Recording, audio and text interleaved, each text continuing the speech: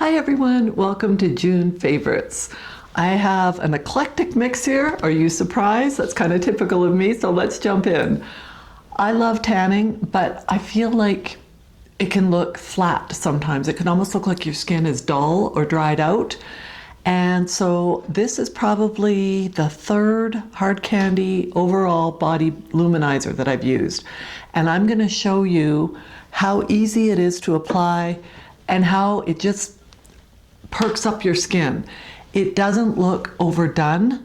I'm going to put on the screen a comparison between three different products that I have, and I just feel like nothing compares to the hard candy luminizer. It's not too sparkly, it's not too bright, it's not an orange color, it's not too dark like a bronzer. It just gives that perfect glow.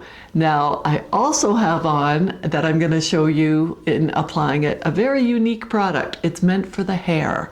And I spray my hair with the Cantu Spray Shine, and I'll link it below, but I couldn't find it for a while. So I went and bought this from the drugstore, olive oil nourishing sheen spray, infused with coconut oil, and it's for dry hair. You'll see when I'm applying it to my skin that it is very olive oil, like not, I guess greasy. Yeah, I guess I would use the word greasy. When I put it on, it doesn't seem as greasy. And the way I figured it out is I was spraying it on my hair and I got it on my body. My hair was way too greasy, but I liked how it looked on my body. So I am using it now over top of the hard candy luminizer, and it just gives such a beautiful glow.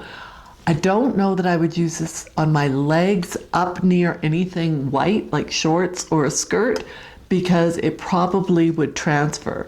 But on my arms and my chest, I absolutely love this combination, but especially this luminizer. I feel like it brings skin that could look dull and dried out and over tanned, you know how you can look kind of like a dried out desert. It brings it to life. This is the one I really love.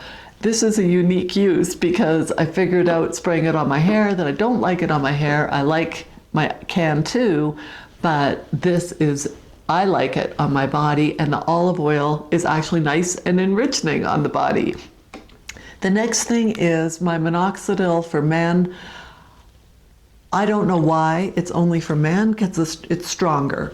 And I've researched it. It's perfectly fine that I can find to use for women. Now, it comes with this annoying dropper. You're going to have it dribbling on your face. You don't want to be growing hair in other areas. You want to be very strategic of where you put it. So I used to use NutriOx, and this bottle is great. I fill it up and I put it in, and I can literally just pump it wherever I want. And then I, rub it in. And it is wonderful. Now I'm going to put something on the screen of shedding. I didn't use enough previously to shed. Now I'm very religious. I'm doing this every single night, probably 10 spritzes over my hair, and I do have shedding. The shedding should never be from one area. It should be that when you pull it, you're getting some, like one or two, from all different areas. That is normal. It pushes out the older, weaker strands, and then you're gonna look like a chia pet as all of the new hair grows in. The timeline, I think it's about a month for the profuse shedding, and then it dissipates more and more, and you get the new growth. The other thing I'm doing, thanks to Mary Ellen after 60, is this is just a medicine bottle cap from some vitamins. I do one little spritz of this in my lid. I dip in, just happens to be an AOA Studio eyebrow brush. I dip it in there and I'm putting it on the insides of my eyebrows, and then any little spots that are sparse, and then the tail, because I really want to get more growth on my tail. I have not been using this long enough to see results yet. I'm probably just under a month at this point. I am excited. I'm hoping by end of July, I should be seeing growth on my hair and on my eyebrows. But minoxidil is definitely something that I would recommend. The prices vary. I usually get 6 of them for $30-something, and that lasts ages. The next thing, if you follow Smitha Deepak on YouTube, she's lovely. I love her.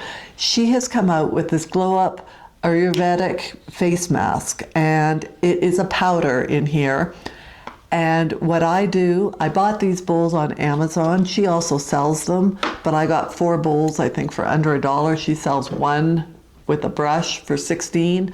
This is just an e.l.f. makeup brush. You put a little bit in the bowl, add just a bit of water to whatever consistency you want. Sometimes I have a little more, sometimes a little less. It all works out. Paint it on your face and leave it until it dries. I'm going to put all the benefits on the screen. Smitha used to have really dark modeling on her face, and I think it's the turmeric in here that got rid of it. But I am using masks now more often thanks to her and having this lovely bowl. I love that. And then the other mask that I'm using is the Indian Healing Clay Mask. And again, I just put probably a tablespoon, a generous tablespoon of whichever one I'm using. This, I think, is around $16. She's sold out twice, which I'm really happy for her. This probably has 20 uses in it, so less than $1 per mask. And it dries down the same as this Indian clay mask. It dries down really tight, and that's when you wash it off. It is very pore cleaning. It feels really good. Both of them just help your skin to glow. So I'm trying to take the time to do this. I'll put it on sometimes first thing in the morning when I wake up and start laundry or get my coffee, or sometimes go in the jacuzzi. And then by then it's ready to rinse off. I go have my shower, rinse it off, and then I can do all of my skincare. Sometimes I do it at night, but I just find it works better for me first thing in the morning with my routine. And then I have 2 more things. Glycerin. I buy this, and I haven't bought it in years. It lasts forever. I think I use less than a teaspoon in my homemade vitamin C, and I'll link that recipe below. But what I've done is I've reused a bottle, put it in an old bottle that I have, and this is glycerin. I literally take 1 drop mixed in with my foundation, and it makes my foundation more dewy, hydrated. Now, I have some foundations that I use that are already more hydrating. This will end up making me look greasy, so I don't want that too much. I think in the winter time it would be fine, but in the summer I can look greasy. I have some that are more of a dry foundation, and this looks beautiful. So I wanted to share that tip of just mixing in 1 drop of glycerin in with your foundation. And then the final thing is our baby girl, our golden retriever, we haven't spayed her because she's not out around other dogs. She's not going to get pregnant. And I don't think that unless you have a need to get your dog spayed or neutered, you shouldn't be doing it when they're too young. There is a cancer risk around 7. She's only 4. So we want her to have all of her natural hormones for as long as possible.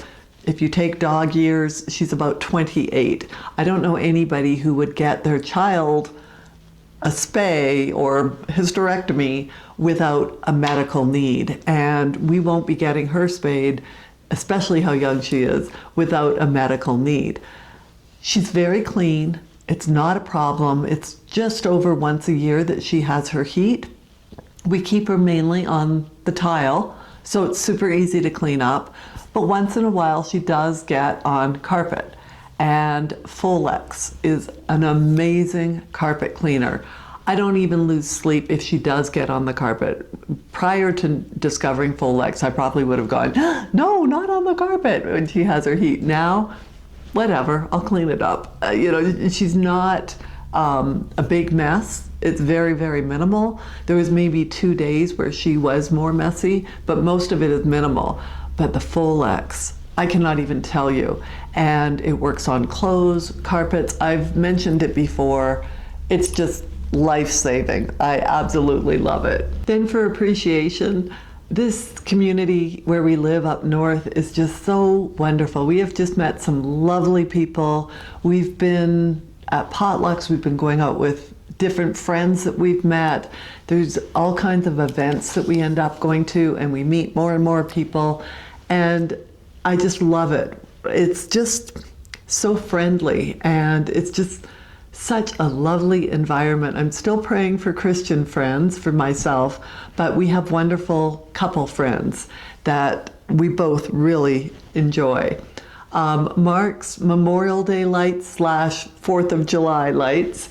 I love how he decorates up here. It's just lovely. Believe it or not, our house down in the valley is dark. We don't do any decorating. Christmas, July, nothing. Up here, he makes up for it.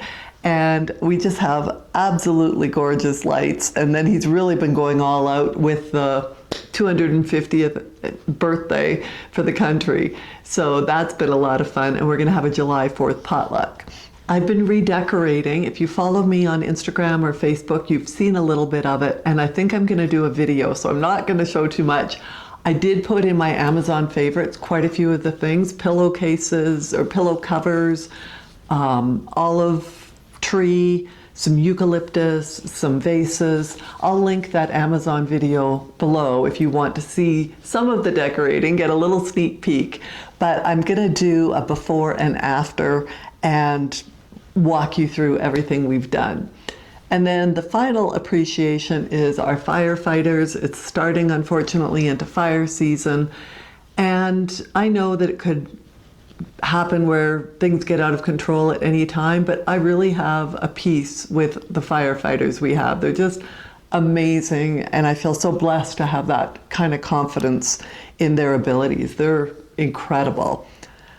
For food, if you follow me on Insta or Facebook, you know we go out for dinner a lot. I don't cook that much, but I do have a few things.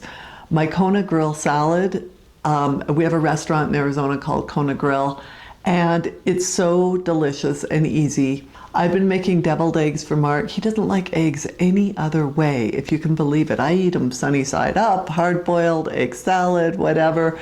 Not him. So the deviled eggs, and I'll link that recipe below, and then egg salad. I love egg salad, so that's another one. And then I've been really into this it's like an iced coffee, but I call it an iced frappe. You could do it hot. It's basically instant coffee and water. I mean, you can't get any more low-cal than that. You whip it up with a hand blender and it gets really thick and frothy. I do add stevia because I want a little more sweetness to it. And then I add ice and I add milk. It's up to you. You could just use the foam and put it on top of your other coffee, your regular coffee. It is delicious. I've been trying to make frappe barista art on top. The barista's jobs are safe, I think. I haven't been able to do good art on top, but it's been kind of fun trying to figure that out. But this iced frappe is delicious, so easy, and I look forward to it every single morning. Sometimes I have two. I buy decaf instant, so I don't feel guilty if I have two. And then finally, for television, we've been watching Mindhunter. It's not for anybody who's uncomfortable with gross details. It's about serial killers and their murders.